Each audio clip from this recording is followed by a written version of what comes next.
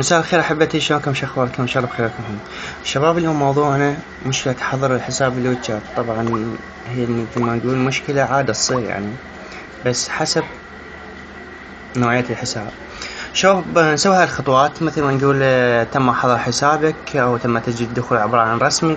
النصيحة اللي تكون اول تالي لازم يكون حسابي عدد اصدقاء، او زائد تنشر منشور وتخلي مثل ما يقولون كم لايك، تنشر به على الاقل 3 منشورات او 4. ووراها تسوي هاي الخطوات. تروح اللي ما يعرف هاي الكلمة، هاي موجودة تي نيست، شوفوها هاي شباب، تي اي نيست، تكتبونها بهاي عام. هسه نبدأ بالخطوة الأساسية حتى نجعل حساب رسمي وما ينحظر.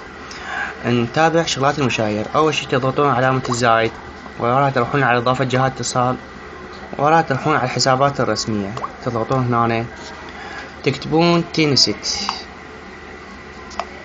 تي ان نوبة اس اي ات.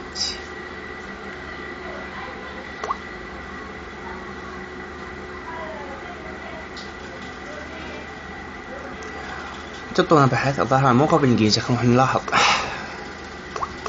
معقولة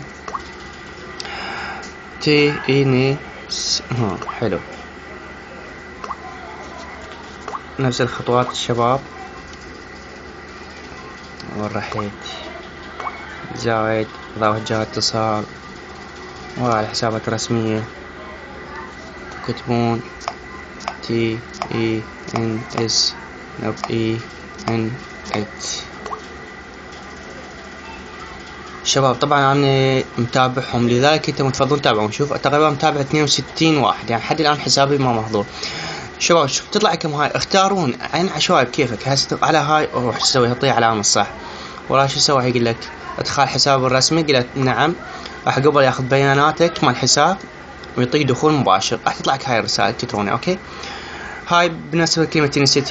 تاخذون على الاقل 10 حسابات من تنسيت، وراها ترجعون نفس الخطوة، هم الزائد، او ترجعون منها على جهة اتصال، حسابات الرسمية.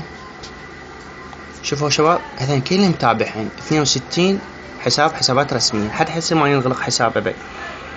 تضغطون علامة الزائد، وراها تروحون وراها تكتبون ادمن.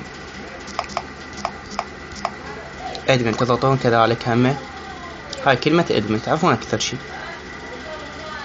هم تتابعون نفس الحالة، تاخذون كم هاي من الحسابات على هاي الصفحة وباقي الصفحات. ورا هاي تكتبون ويتشات.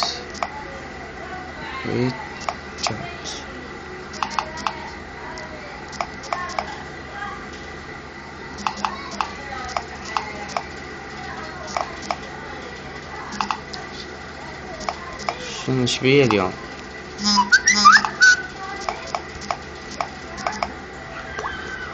المهم شباب، او هاي كذلك نفس الحال، تتابعون هاي تتابعوا كم 10 20 30، قد ما كثرت بالمتابع احسن افضل، فيكون حسابك رسمي وراح ينغلق من شركة الابلاغات ويفيدك. اوكي، ان شاء الله على عجبكم الشرح.